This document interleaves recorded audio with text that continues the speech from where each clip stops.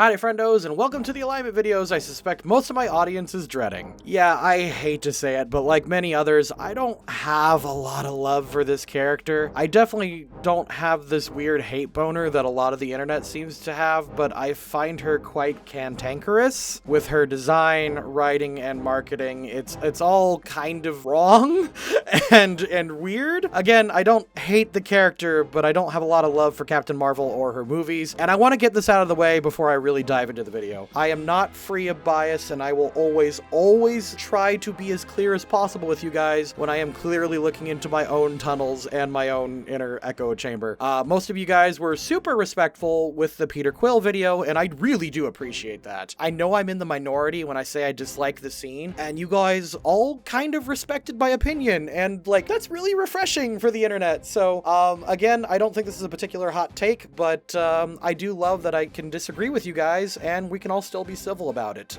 Much love and respect to everyone who commented in that video. I know it's weird to say for YouTube, but yeah. Anyways, with that preamble out of the way, let's go ahead and talk about the character. Carol Danvers was born in the mid-1960s to a traditional American family and had a rough relationship with her parents due to basically being a girl growing up as a tomboy in the 60s. As she grew up, she became more interested in traditionally boyish activities like baseball and other physical various sports. When she was 18, she joined the American Air Force, and despite the boys club mentality, the constant hazing, and the fact that she got kicked down, she got up again and nothing was going to keep her down. Insert joke here. She eventually made friends with fellow female flight jockey Maria Rambo and eventually became her daughter's godmother and joined her family. One day she was offered a position to be a test pilot for a program called Project Pegasus. She accepted and gained a mutual respect for the leading scientist, Wendy Lawson, who one day was revealed to be an alien who was attacked by another alien named Jan Rog. As the encounter ensued, Carol shot the lightspeed engine in her ship, which resulted in her being bathed in space magic from outer space, which gave her superpowers and subsequently wiped her memories. She was then taken by Jan Rog and taken back to the Kree homeworld, where she was then told she was given a blood transfusion and told she was a Kree. The movie begins with her faithfully serving as the Kree secret weapon and as a soldier for a world she doesn't belong to. I think her starting alignment in this film is pretty easy, lawful neutral, because she pretty much is a blank slate who is just figuring out her place in the universe and is serving as a faithful soldier. There really isn't much to go off of other than that. And with that out of the way, let's go.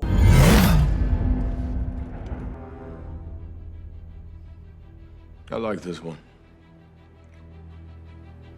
I want to serve. Then master yourself. What was given can be taken away. Opening the movie, plagued by dreams of the past she doesn't remember, Vers has a sparring match with her mentor, Jan Rog, who have a back and forth between Vers loses her cool and uses her photon blast against Jan Rog when provoked. She does meet with the Kree superintelligence and is reminded of who's in charge, and to follow the rules before being placed on a mission. Chaotic neutral. Vers, track Solar's beacon. Atlas Minerva, find elevation. Arriving on a border planet of the Kree Empire, Vers obeys protocol while trying to extract Kree soldiers, Solar, from behind enemy lines. Unfortunately, the mission goes bad immediately and Vers is captured by a Skrull agent, Talos. Lawful neutral.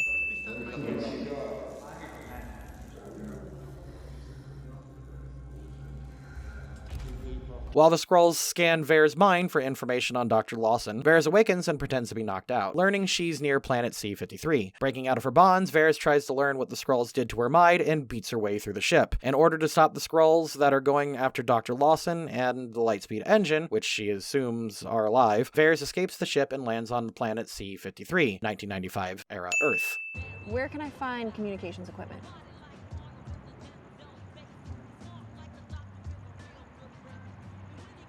Crash landing in an ancient rental service called Blockbooster, Vers speaks with a local authority figure after she is unable to reach Starforce. She is polite, albeit assuming Earth knows what a Kree is, and after being directed to another ancient structure called a radio shock, Vers reaches out to Jan Rog and the Starforce with updates to the Skrull plans. Lawful neutral. Activated.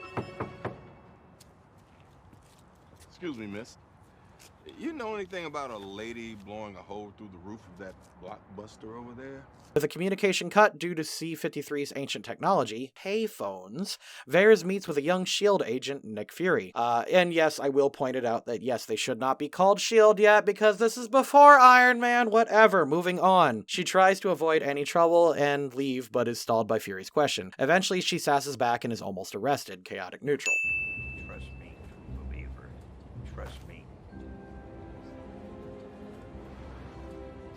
Attacked by the Skrulls, Varys chases a shooter to stop the secret invasion of C-53. After meeting a nice old actor, Varys finds and attacks the Skrull. She doesn't warn any of the other passengers as she attacks this old lady before the Skrull gives her the slip. Chaotic neutral. Nice scuba suit. After losing the Skrull shooter, Varys chases her own memories to a potential lead to Dr. Lawson and to a bar called Pancho. After finding the address and ignoring a rude biker, Varys steals some clothes, a bike, and runs off to Pancho's. Chaotic neutral. Where's Pegasus? That's classified. Not unlike the file I started on you. Varys arrives at Pancho's and is met by Fury. After verifying each other's identities to make sure they're not Skrulls, the two decide to team up and share intel. Chaotic neutral. Not Nick, just Fury. What does your mom call you? Fury? What do you call her? Fury. What about your kids? If I have them, they'll call me Fury. Allowing Fury's lead into Project Pegasus, Varys waits until Fury sneaks around, at which point she helps grant them better access. Chaotic neutral. Cutest little thing. Aren't you cute? And what's your name, huh? What's your name? Goose. We then meet Goose. Yeah. Lawson is not cuckoo. She's Cree. Well, she's dead.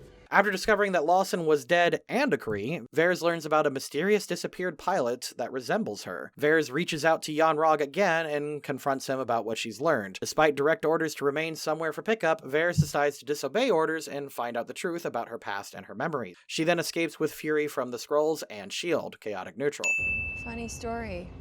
I arrived on Hala, near dead, no memory. That was 6 years ago. Confessing to Fury about the lack of trust with the Kree, Varys looks towards the next best lead, her longtime friend and co-pilot Maria Rambeau. She's open to Maria and her daughter Monica about everything that has happened to her so far and bonds with the Rambeaus. Varys, or now as she's known to realize Carol, gets a crash course from Monica. Neutral. Call me young lady again, I'm gonna put my foot in a place it's not supposed to be. Am I supposed to guess where that is? Your ass. Not realizing Talos has found them, Carol is ready to attack him, but stays her hand, not just to save Maria and Monica, but also gets information from Lawson's black box and one of the final keys to her memory. This would have been more neutral if she didn't immediately threaten Talos with Goose to regain some power in the moment. Chaotic neutral, I guess, because she's being a little weird. I saw the ruins on Torfa. Ruins that the accusers are responsible for. My people lived as refugees. Discovering how the Kree stole and manipulated her mind, Carol turns against the Kree and sides with the Skrulls. Opting to help them escape to a new home, she gives Talos and the Skrulls an idea of where the lab is and asks Fury and Maria to come with her. Chaotic good. How do I look? Suiting up in a new, non-Kree colors, Carol and the group go to the lab and discover the Tesseract and a bundle of Skrull refugees. She does apologize for a misunderstanding with the Skrulls and bonds with them briefly. Neutral good. What did you do to your uniform? When Starforce arrives, Carol confronts her former teammates before her powers are seemingly taken away, and she's captured. The Kree superintelligence attempts to scrub her mind and wipe away her memories. However, Carol realizes that her abusers didn't give her her powers, she had them all along. She fights back and breaks free of the superintelligence, going Golden Warrior. Intellectually free and totally downloadable for your Pathfinder and D&D 5.0 games ready today. Just follow the handy link right there in the description. Chaotic good. I've been fighting with one arm tied behind my back. But what happens when I'm finally set free? Using mixed direction, Carol holds back the Starforce and the accusers from attacking the Skrulls and Earth with all of her power. Neutral good. Turn off the light show and prove to me you can beat me without the... After pushing back the Kree, Carol ignores the taunts of Jan Rog and ends the fight, not having to prove anything. She sends him back to the Kree alive with a message that she'll stop the Kree and the war. Lawful good. I'll help you find a home. Finish what Marvel started. Choosing to help the Skrulls, Carol leaves Earth to shepherd them to their new home. She leaves with a promise to Maria, Monica, and Fury that she'll return. And I'm sure nothing bad will happen while she's away. Well done. Where's Fury? For over 20 years, Carol helps the universe as Captain Marvel, inspired by her namesake. Carol receives a message from Fury, she had modified his beeper, about the danger returning back, and she finds the Avengers nearly 1 month after the snap. Neutral good. Twice.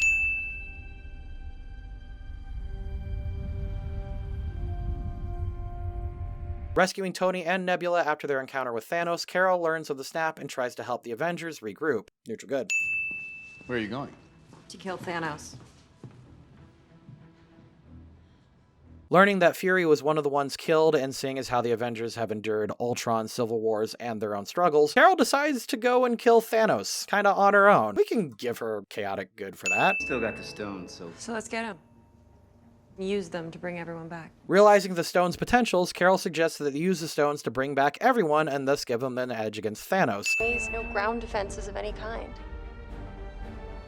It's just him. And that's enough. As part of the strike force to get Thanos, Carol surveys the garden before going in first and attacking Thanos. She pins him in place as the Avengers disarm him, and find out that he has destroyed the Infinity Stones. Lawful good. Are we seeing you here next month? Not likely. What, you gonna get another haircut? Listen, Furface. The things that are happening on Earth are happening everywhere. All right, that's a good point. During the 5 years following Thanos' death, Carol continues to help the universe following the snap. She does keep in contact with the Avengers and the Guardians, but makes it clear she's trying to focus on more than just Earth. She is colder towards Rocket and his snark, though. Lawful good. Twice. Friday, what are they firing at? Something just entered the upper atmosphere.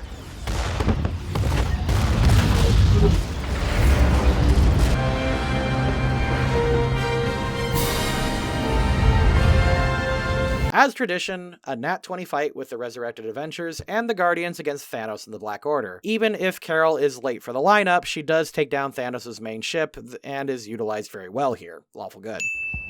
Hi, I'm Peter Parker. Hey, Peter Parker. You got something for me? Carol protects Peter Parker and goes to get the gauntlet to Ant-Man. When that fails, Carol fights Thanos to keep him away from using the stones. Lawful good.